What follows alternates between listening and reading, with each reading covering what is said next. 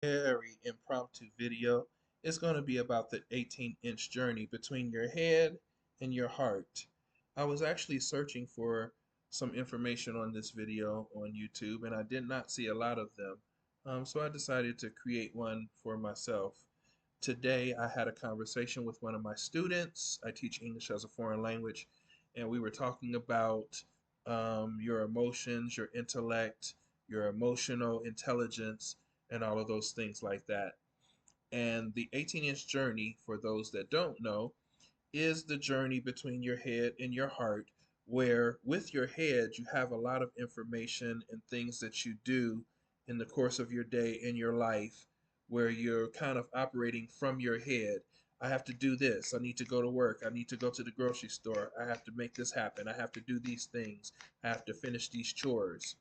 And of course, we have to do those things within our life because it is part of what moves us forward. It helps us to function from one day to the next.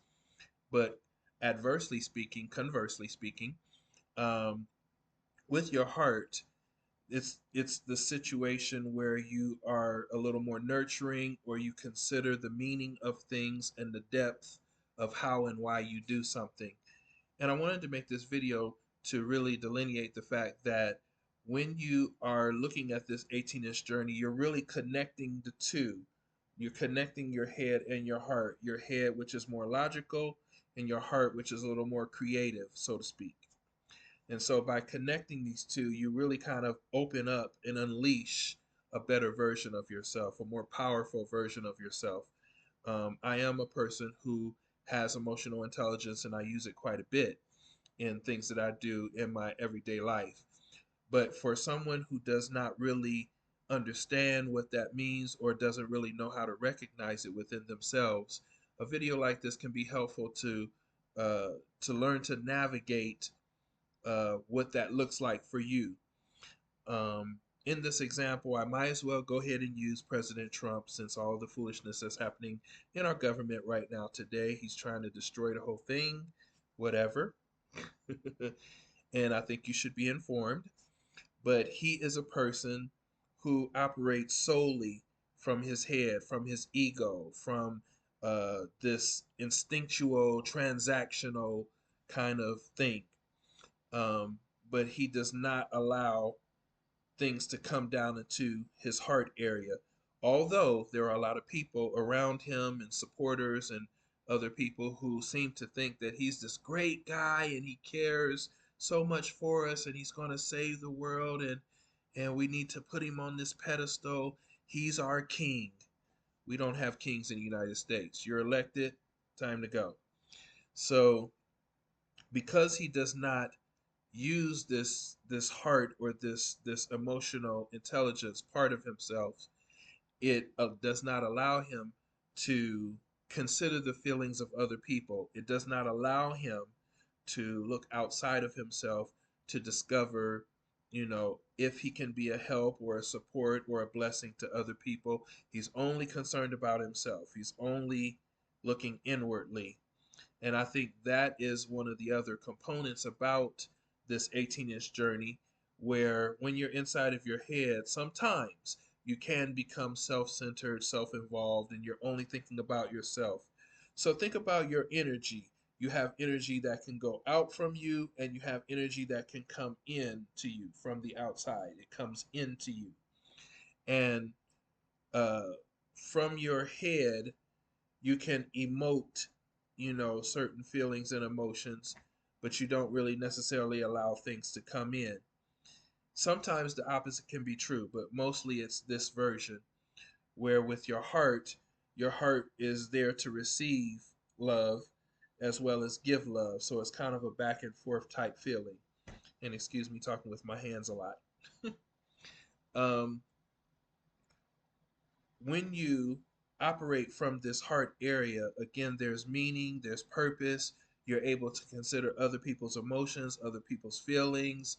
This person is yelling at me because, not just because they're mean, but they could be having a bad day, or it could be a cry of help. Something is going on in their life, and they may not know how to vocalize exactly what the issue is. So they're kind of lashing out But emotional intelligence, a lot of times, will allow you to look behind their words and look behind their actions to see the human part, the person, the emotions, the painful part that may be happening where they need help or assistance. They just might need a hug. They might need a kind word, something to that effect. So, with the 18-inch journey, it is very important to see it as something where, again, you're connecting the two. You cannot be a person who is only ego centered and only functioning from your head, because at some point you will start to deny your emotions. Things that hurt you, you'll deny the fact that they hurt. Things that bother you, you'll start to deny the fact that they bother you. And or you could lash out, you know, feeling like that's the proper thing to do, which usually turns into a deflection or a defense mechanism. And in extreme cases, people like this become like serial killers and, people that don't have any empathy. You have to have some sort of empathy to, again, to be able to feel and connect with another person. Otherwise, we would all be running around here trying to kill each other. That's not how our human nature is designed. So when you try to ignore your feelings and you try and push away, your emotions, and you try and push away those, kinder, softer thoughts, you start to become lopsided in your thinking, where you're only thinking about your ego and how you can strike back or take revenge, something like that. But when you have, empathy, or you move from your heart, now you can heal from things. Someone in your family dies, and it takes a moment for you to recover and get over that, but it's something that happens from your heart. It's not something that happens solely in your head. Um, your head, in this head knowledge, you can receive a lot of knowledge. Let's, like, say, for example, going on Facebook, and you see posts, and it may even give you some information, but you're not really doing anything with the information. It's just something that you heard, something that's been repeated, and even though it could have a little bit of substance to it sometimes, it's not really useful. Where, again, conversely speaking, when you're operating from your heart, and you receive information, usually there is some sort of wisdom that's attached to that.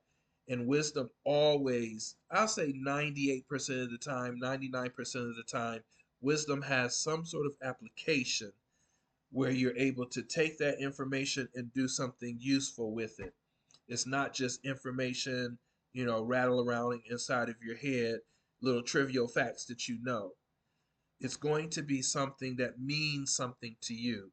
It's going to be something that causes you to go, wow, I never thought of it that way. Or you have a serendipitous moment like, oh my God, I was just talking to my friend about that yesterday. I was just talking about this very subject last week, last night. And your heart kind of sparks and your heart kind of opens up because it's something that may be necessary or needed for you at that specific time. So again, this journey from your head to your heart, the 18-inch journey, for some people can take a whole lifetime. For most of us, it takes a good decade to start to be able to figure those things out. And as I get ready to close, I really feel like this kind of thing is extremely important for young people, especially now today, because we have a lot of people who are disconnected from one another. We have different social norms compared to years ago when you used to go outside and play with your friends all day. Everyone is kind of isolated. So, how do you develop emotional intelligence in a vacuum? How do you develop emotional intelligence if you're not connected to someone or something, if you're not connected to God, or if you're not having some sort of experience or encounter that's supposed to be a teacher for you? So I would encourage people, you all, on who are watching this video, to consider those things in your life that seem to happen more than once. Consider those things in your life that cause you to slow down a little bit. And absolutely pay attention to your emotions, because sometimes we do things out of rote and we do things out of obligation, and we really don't want to do them. And as a result, once we have done those things, we become drained, we're tired, we can't pull it together, always frustrated, always mad. That's a very good indication that you need to work on that 18-inch journey connection between your head and your heart. Consider whether there are some different alternatives or even different ways of thinking about the exact same situation. And once your heart starts to open up and you really start to see and ask for wisdom, if you read the Bible, it says that we should ask God for wisdom daily. Ask God for wisdom, which He gives to us liberally, freely, in bulk. And learn to hear wisdom, learn to accept wisdom, and learn to apply wisdom, which is extremely, extremely important. Often we say the word appreciation. You show appreciation for something. But once you start to experience this heart connection, absolutely follow through with it and use that heart function with everything in your life: people, jobs, projects, family, whatever. And it will start to unleash this ability where you can cope easier, you can deal with more things, and be extremely effective in your communication, in your connection, in your relationship, in the world, and showing the world this higher version of yourself, this higher frequency of yourself. Come out of your head. You cannot only exist in your head. Knowledge is great, intelligence is wonderful, but you have to have wisdom and emotional intelligence to go along with it. Hopefully this video has really helped someone. I'm going to send this to my student today, and maybe someone who's looking to find out what the 18-inch journey is on YouTube or Facebook or some other social media platform will find this very helpful to explain what the difference is and how do you achieve it. Of course, it's not something that you can teach in a snapshot, but I promise you it is something that is worthwhile if you decide to take on that journey for yourself. God bless you all. I hope you have a great day. Bye.